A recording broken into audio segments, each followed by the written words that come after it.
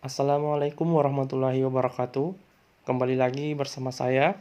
Pada kesempatan ini kita akan mempelajari terkait sistem reproduksi, baik pada sistem reproduksi laki-laki maupun sistem reproduksi pada wanita.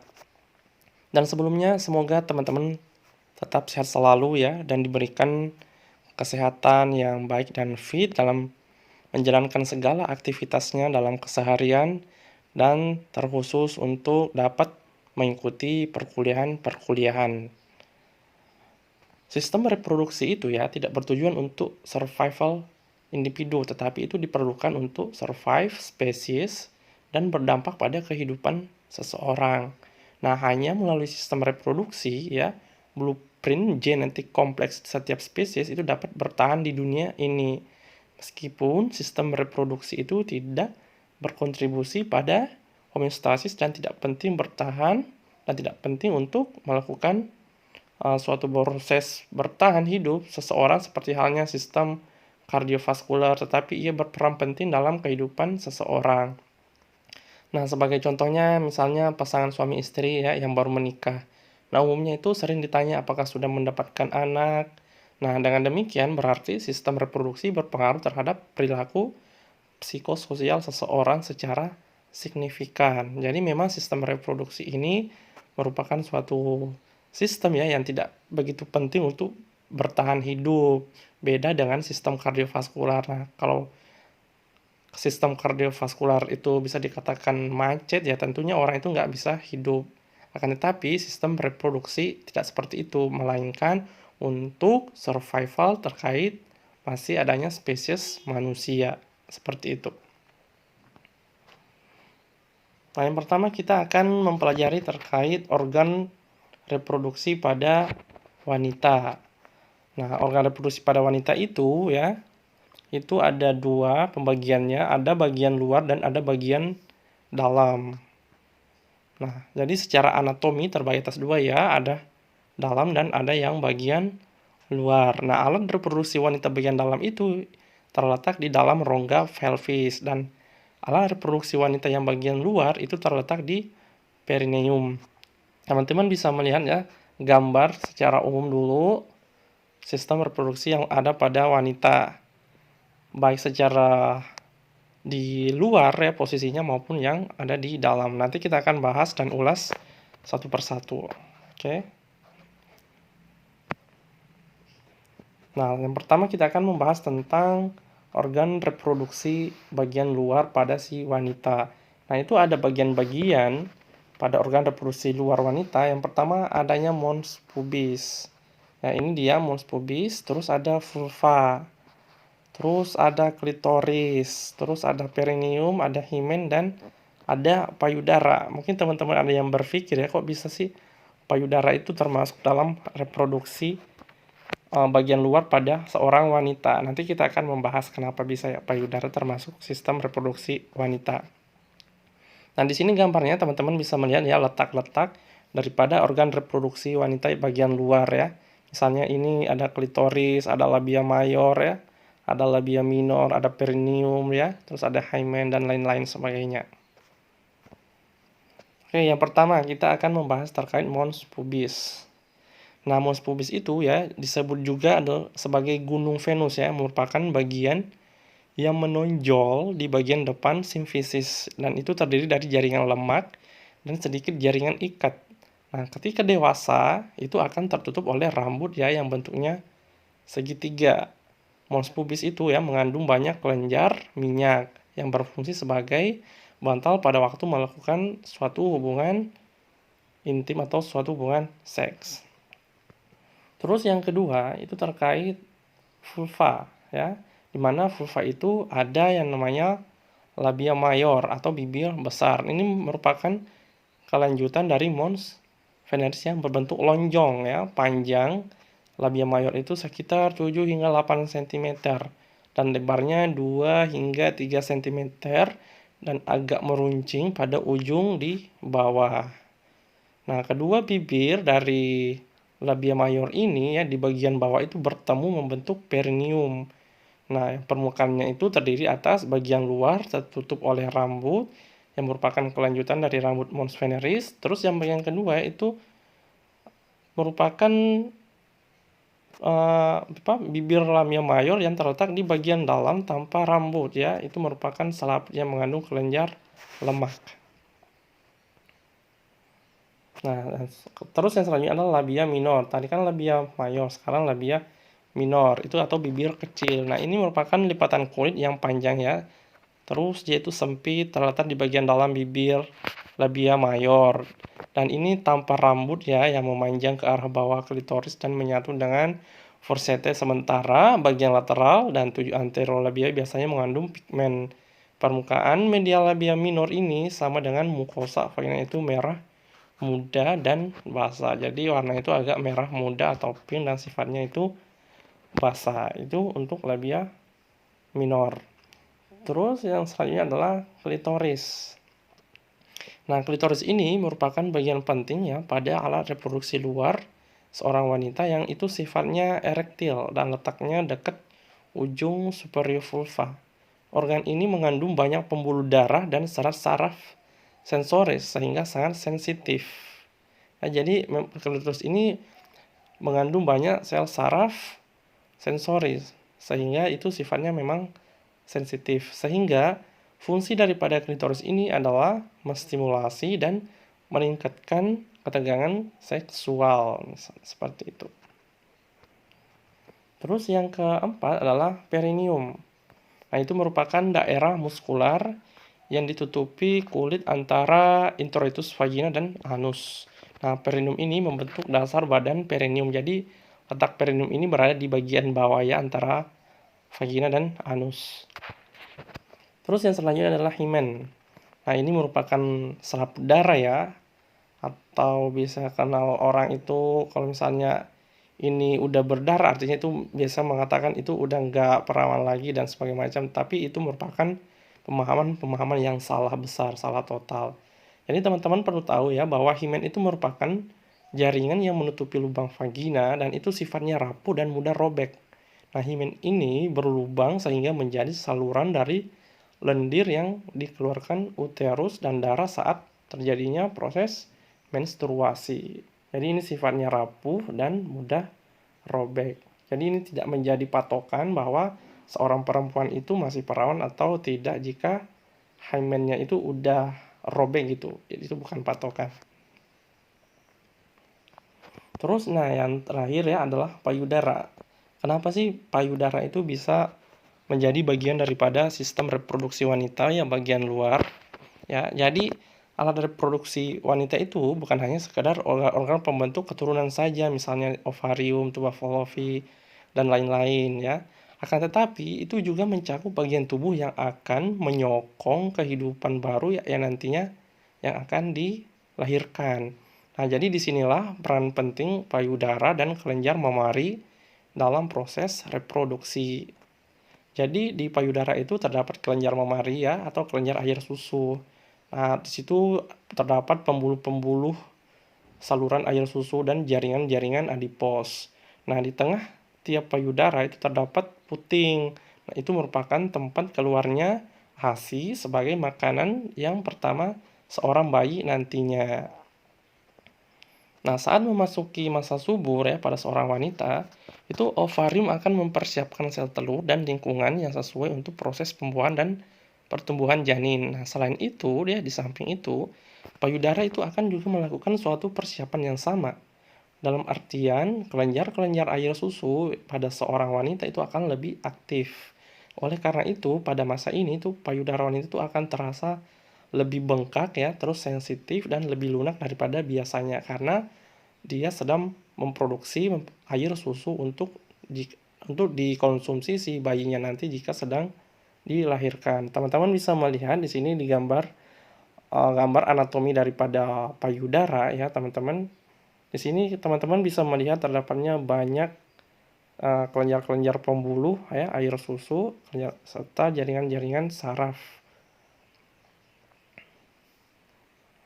Nah, ini yang bagian tengahnya ya, payudara. Di situ tentunya ada ya di bagian kiri dan kanan yang merupakan nanti suatu bagian yang akan mengeluarkan atau saluran yang dapat membuat si bayi itu untuk melakukan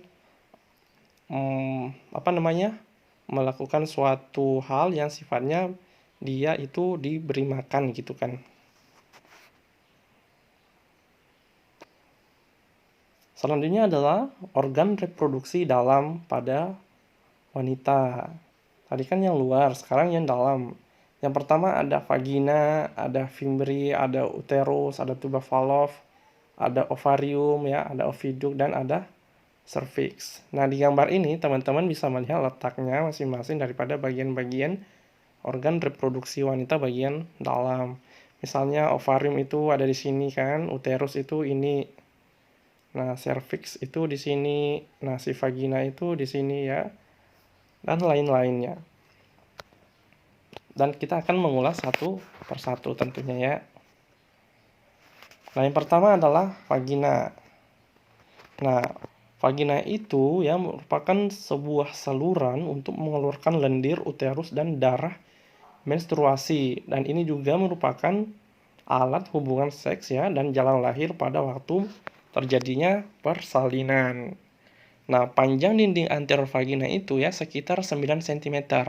Sedangkan panjang dinding posteriornya itu 11 cm.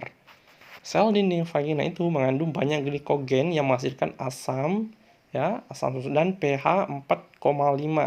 Jadi memang benar-benar bisa dikatakan asam ya. Keasaman vagina ini memberikan proteksi terhadap infeksi. Jadi vagina itu ya karena asam itu berfungsi sebagai organ kopulasi dan saluran persalinan keluarnya bayi serta melindungi dari bakteri-bakteri dan virus-virus yang ingin masuk ke dalam tubuh. Sehingga itu sering disebut dengan liang peranakan. Terus yang selanjutnya adalah Fimbriae. Nah, itu merupakan serabut ya atau silia lembut yang terdapat di bagian pangkal ovarium yang berdekatan dengan ujung saluran oviduk. Nah, ini Fimbriae ini berfungsi untuk menangkap sel ovum yang telah matang yang dikeluarkan oleh ovarium. Terus yang selanjutnya adalah uterus. Nah, uterus ini itu memiliki jaringan otot ya yang kuat, dindingnya tebal ya, terus pipis, cekung, dan tampak seperti bola lampu atau kayak buah pir terbalik gitu. Nah, uterus normal itu memiliki bentuk yang simetris ya.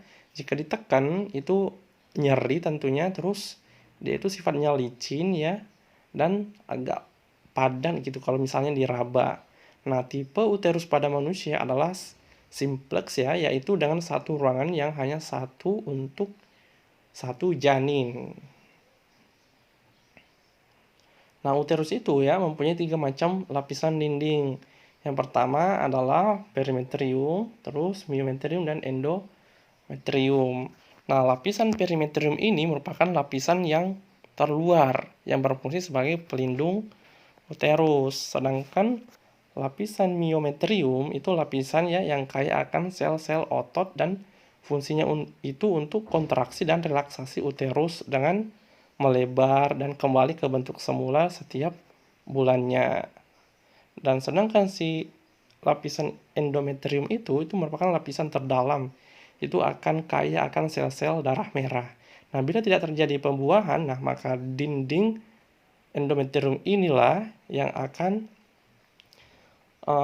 terkeruk ya dindingnya karena tidak terjadi pembuahan, maka sel-sel yang sifatnya itu ovum ya itu akan mengeruk untuk dikeluarkan dalam proses menstruasi. Oke, seperti itu. Makanya itu kalau dalam proses menstruasi kenapa seorang perempuan itu kerasa nyeri banget di bagian perutnya itu karena adanya pengkerutan ya dinding-dinding dinding-dinding ovarium itu. Oke, selanjutnya adalah tuba fallopi. Ini merupakan saluran ovum ya yang terentang antara kornus uterin hingga suatu tempat dekat ovarium dan merupakan jalan ovum mencapai rongga uterus. Fungsinya itu tempat terjadinya konsepsi. Terus sebagai saluran spermatozoa ya untuk menghasilkan konsepsi. Kemudian ovum itu juga berfungsi untuk menangkap ovum yang dilepas saat ovulasi sebagai jalan transportasi ovum dan dari ovarium sampai kavum uteri. Terus selanjutnya adalah tempat tumbuh dan kembangnya basil sampai ke menuju blastula.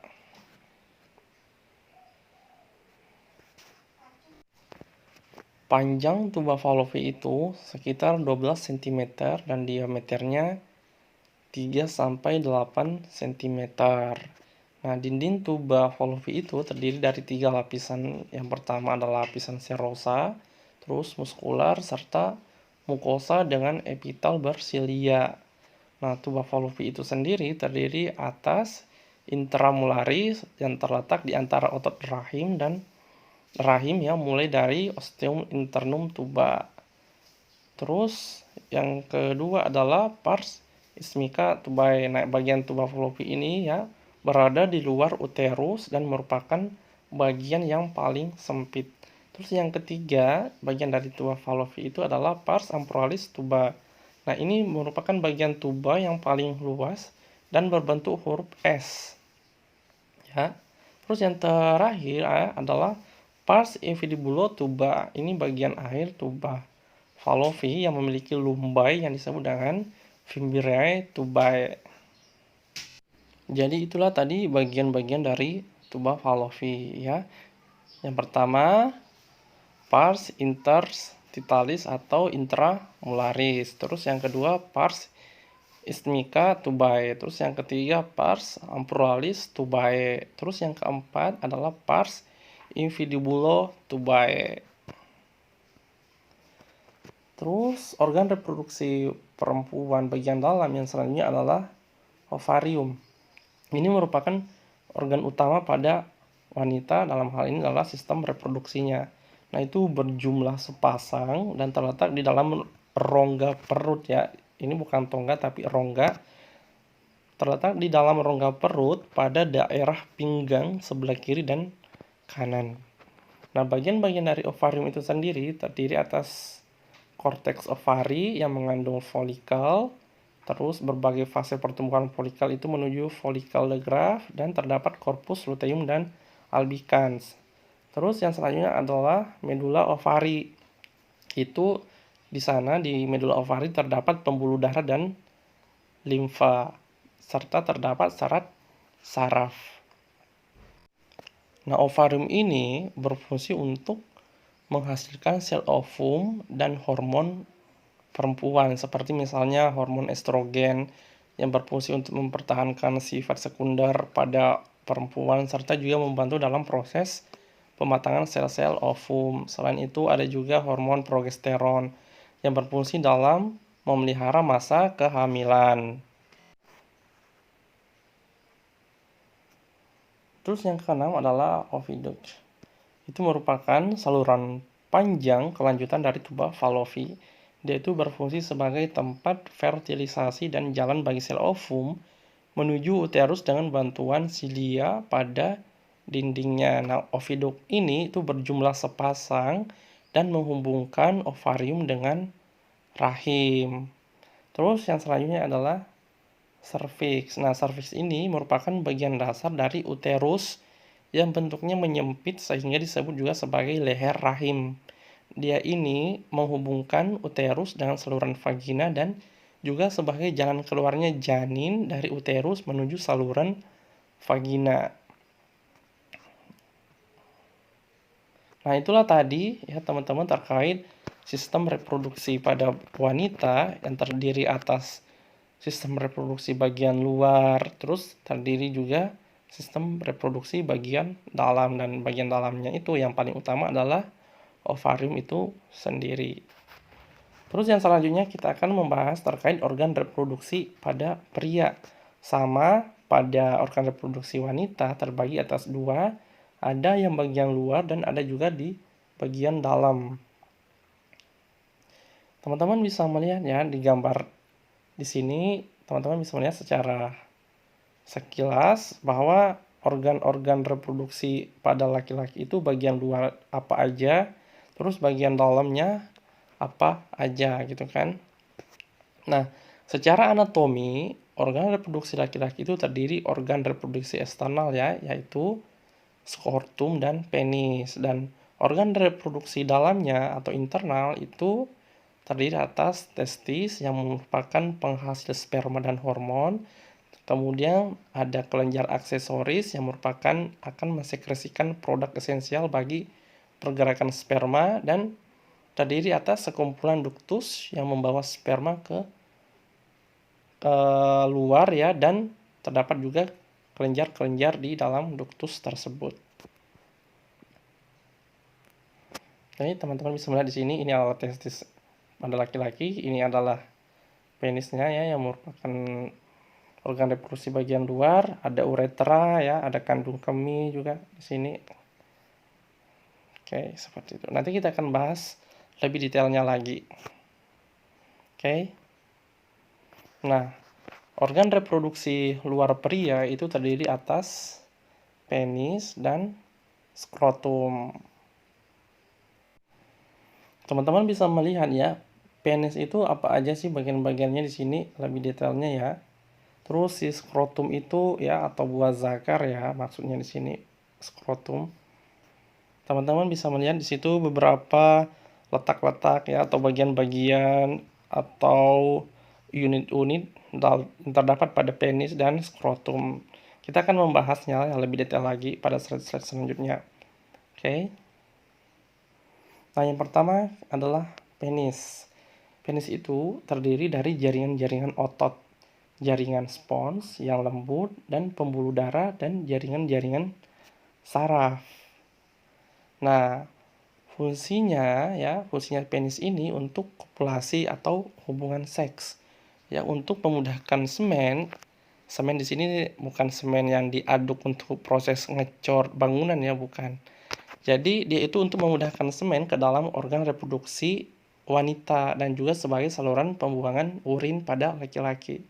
Nah, penis ini diselimuti oleh selaput tipis yang nantinya akan dioperasi ya pada saat dikhitan atau disunat. Jadi makanya sih orang-orang yang beragama Islam itu ya disunat karena dia ingin membuka selaput tipis yang menyelimuti si penis ini agar memudahkan dia dalam proses berkemih atau memudahkan dia pada saat ereksi ya, dalam hal ini adalah berhubungan seks pada perempuan ya, artinya dalam suami istri gitu.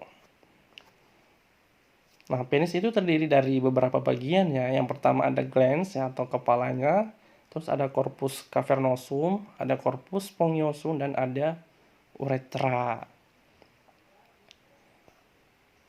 Perlu teman-teman ketahui ya bahwa setiap laki-laki normal itu akan mengejakulasikan semennya atau spermanya itu sebanyak 2 hingga 5 mili. Dan setiap 1 mili itu mengandung sperma 50 hingga 150 juta sperma. Nah, semen ini itu bersifat alkalis, akan membantu menetralkan suasana lingkungan vagina yang asam, sehingga melindungi sperma dan meningkatkan motilitasnya. Jadi si sperma ini punya daya untuk melawan keasaman si vagina, sehingga dia tetap bisa bertahan hingga masuk ke bagian-bagian organ reproduksi dalam wanita, yang akhirnya nanti jika berhasil dia akan membuahi si ovum.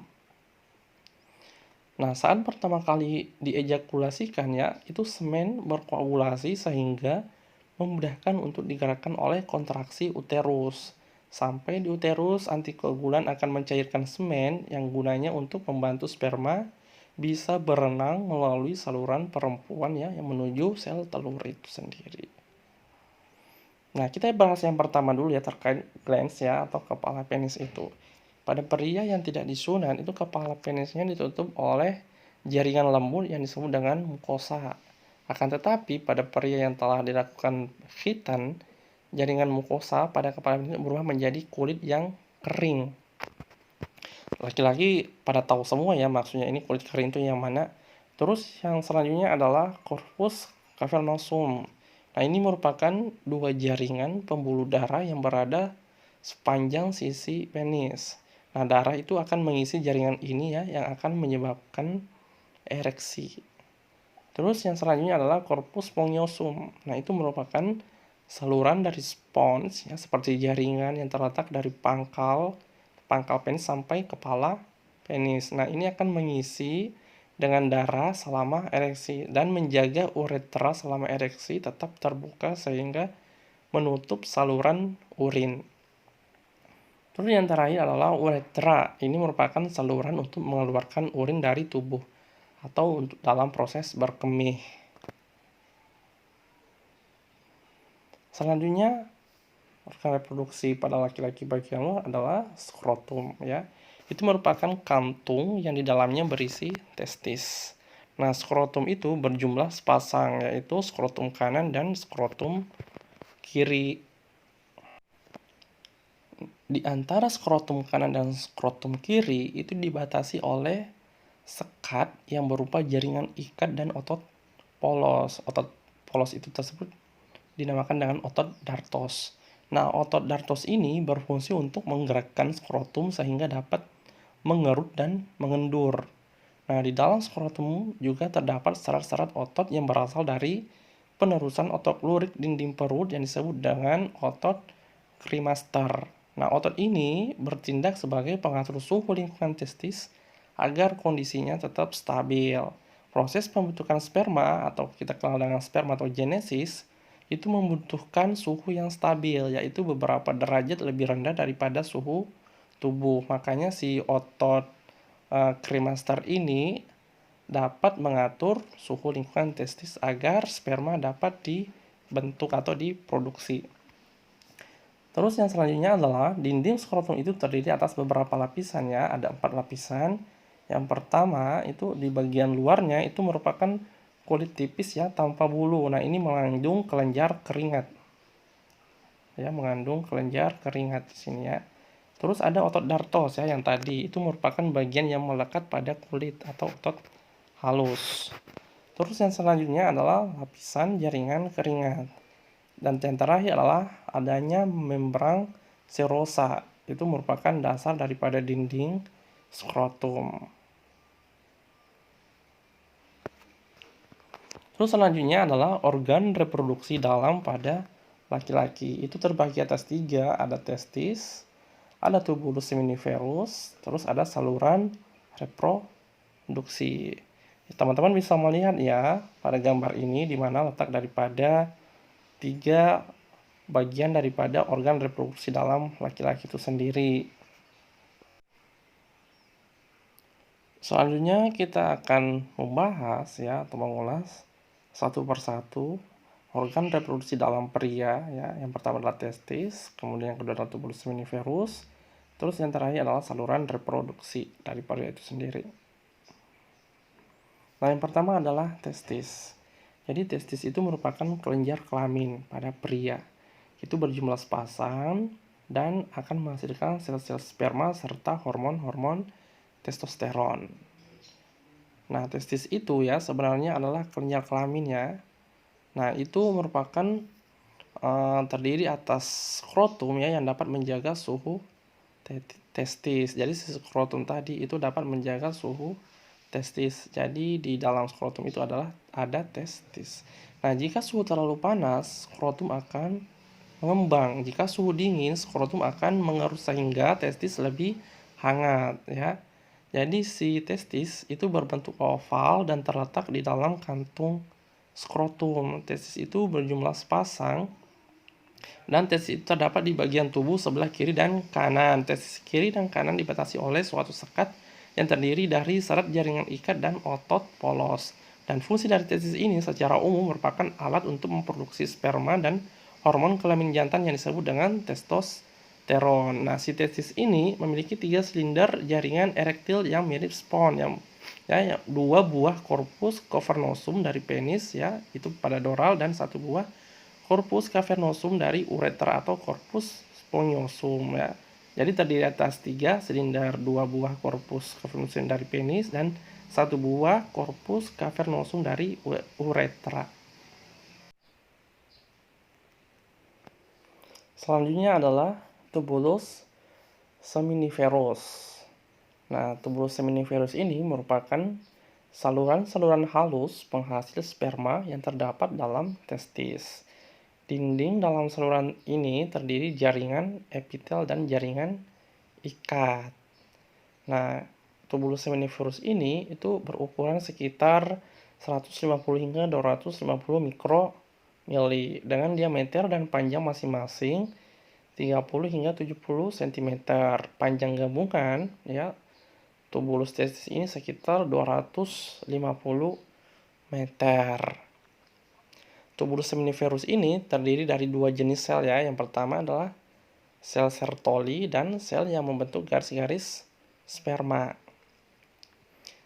Sel Sertoli itu fungsinya bertindak sebagai sel pendukung sel germinal dan bertindak sebagai sekretor yang memproduksi cairan testis yang mengisi tubulus seminiferus ya, dan sebagai sel endokrin yang melepaskan hormon seperti inhibin ya yang bekerja pada kelenjar pituitari. Sel-sel ini tidak membelah setelah pubertas. Akan tetapi jika seseorang itu belum mencapai masa pubertasnya ya, dalam hal ini adalah laki-laki, sel-sel Sertoli ini akan terus membelah. Selain daripada itu ya, tubulus seminiferus ini terdiri ya, tadi udah disampaikan ya, bahwa terdiri atas ini yang dikenal sebagai epitel germinal dan epitel seminiferus yang dikelilingi oleh lamina basal dan selubung jaringan ikat yang terbentuk dari beberapa lapisan fibroblast.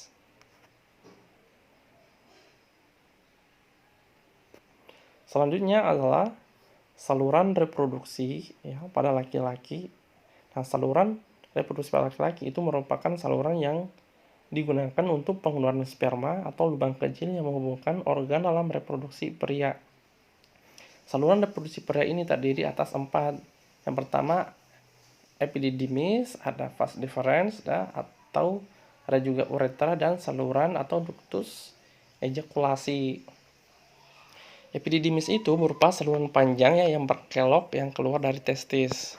Jumlahnya itu sepasang sebelah kanan dan kiri, yang fungsinya itu sebagai tempat penyimpanan sementara sperma sampai sperma menjadi matang dan bergerak menuju vas deferens. Dan vas deferens itu sendiri ya merupakan saluran panjang ya dan lurus, itu sifatnya mengangkut sperma ke vesika seminalis.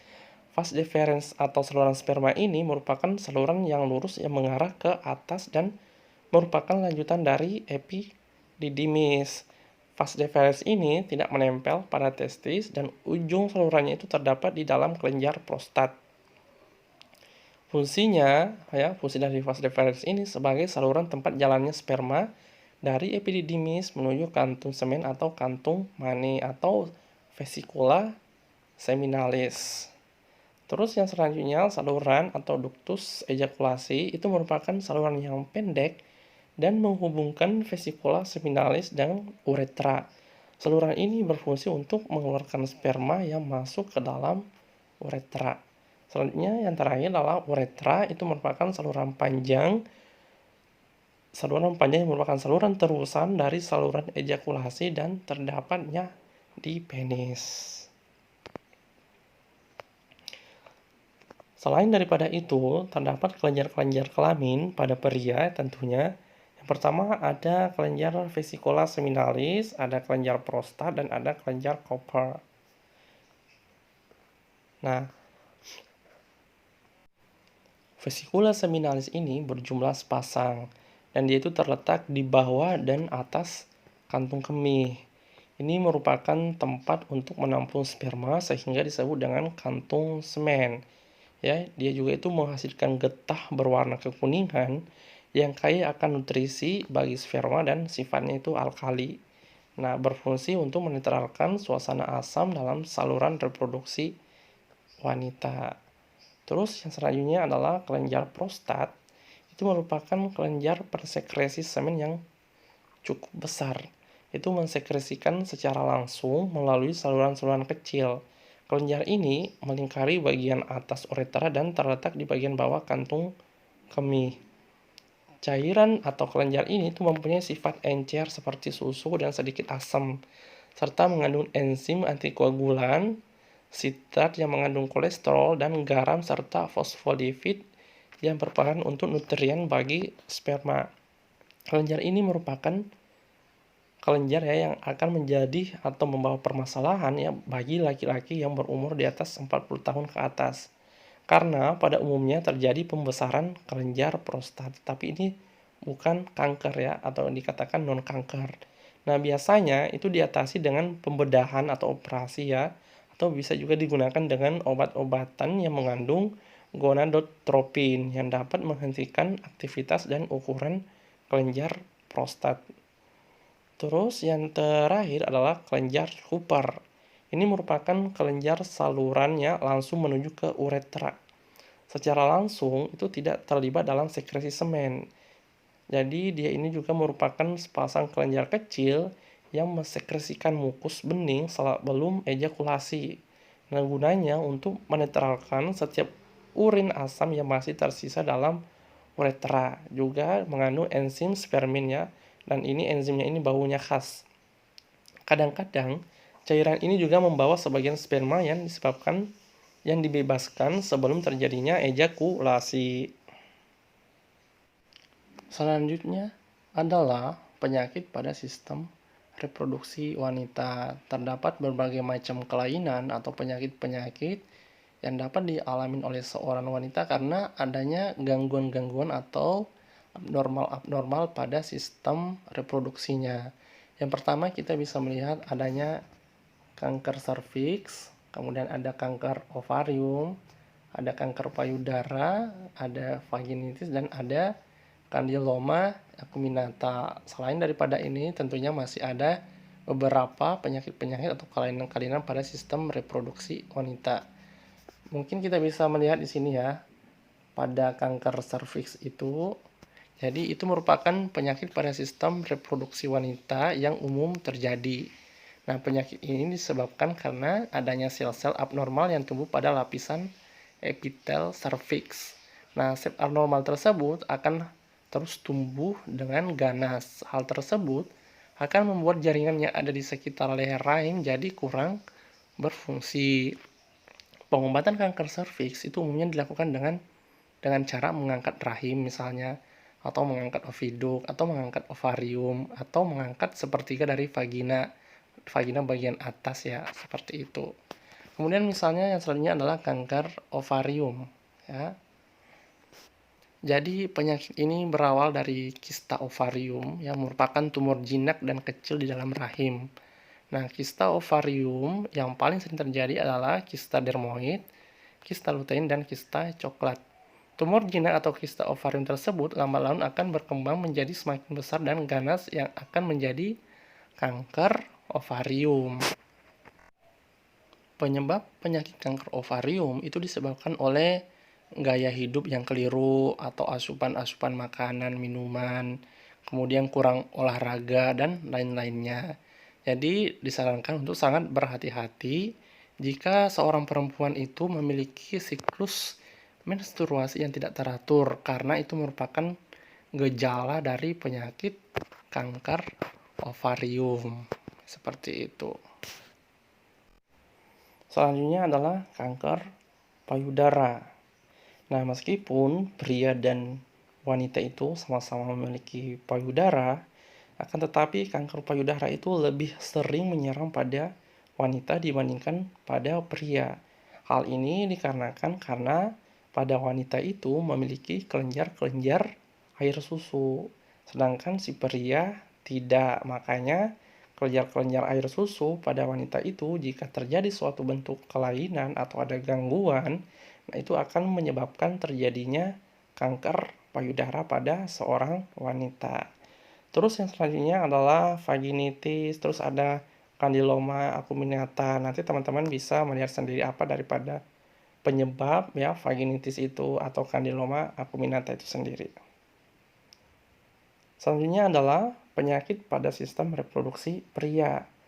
Yang umum terjadi pada pria itu kelainan berupa sifilis, prostatis, hipogonadisme ya, gonorea atau epididimitis.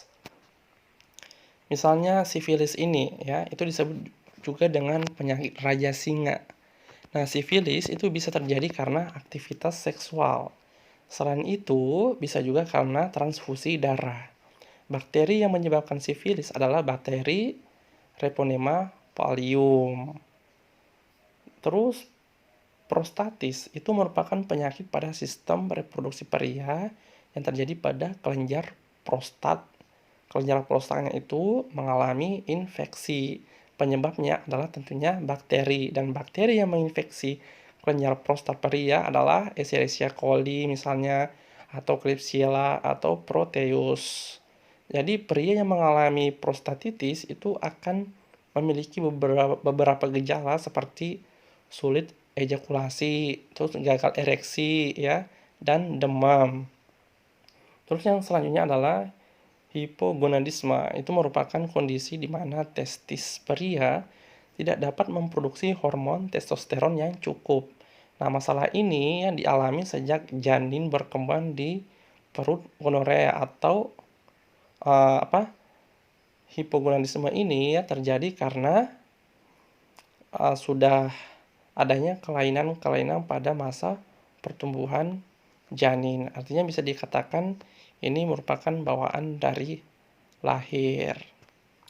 Terus yang selanjutnya adalah gonorea atau kencinana. Itu juga merupakan penyakit reproduksi pada pria yang sering terjadi. Penyebabnya adalah bakteri Neisseria gonorrhoeae. Penyakit ini ditularkan melalui aktivitas seksual yang sifatnya bebas dan menyimpang. Terus epididimitis ya, itu adalah kondisi di mana bagian epididymis mengalami peradangan karena bakteri. Nah, beberapa bakteri misalnya Chlamydia trachomatis atau Escherichia coli atau Neisseria gonorrhoeae. Nah, penyakit ini sering menimpa para pria yang suka berganti-ganti pasangan seksual. Jadi teman-teman perlu ketahui bahwa dalam melakukan hubungan seksual yang sifatnya berganti-ganti atau bukan pasangan kita sendiri, itu akan memiliki dampak dan efek yang sangat luar biasa. Artinya itu akan merugikan diri sendiri karena ada penyakit-penyakit yang ganas tentunya mengintai si orang-orang yang melakukan hubungan seksual secara gonta-ganti pasangan atau sifat-sifatnya yang menyimpan. Begitu juga dengan perempuan, juga ada penyakit-penyakit ya tentunya akan mengintai si perempuan. Jadi hati-hati baik pria maupun wanita dalam melakukan suatu hubungan seksual. Jadi kalau bukan pasangannya jangan ya. Kalau menurut agama nah itu emang haram. Dalam agama Islamnya itu haram. Inilah beberapa penyakit pada sistem reproduksi pria yang paling umum terjadi di masyarakat. Baik, itulah tadi merupakan penyampaian materi singkat dari saya terkait sistem reproduksi baik pada pria maupun pada wanita. Semoga apa yang saya sampaikan dapat memberikan dan menambah ilmu pengetahuan, wawasan, dan hal-hal yang sifatnya baru ya, artinya dalam hal ini ilmu-ilmu yang masih begitu awam bagi kita semua. Dan jika ada kesalahan-kesalahan dalam misalnya penulisan slide, mohon dimaafkan karena saya bukan juga orang yang sempurna ya, jadi terdapat banyak kekurangan, typo-typo dan segala macam.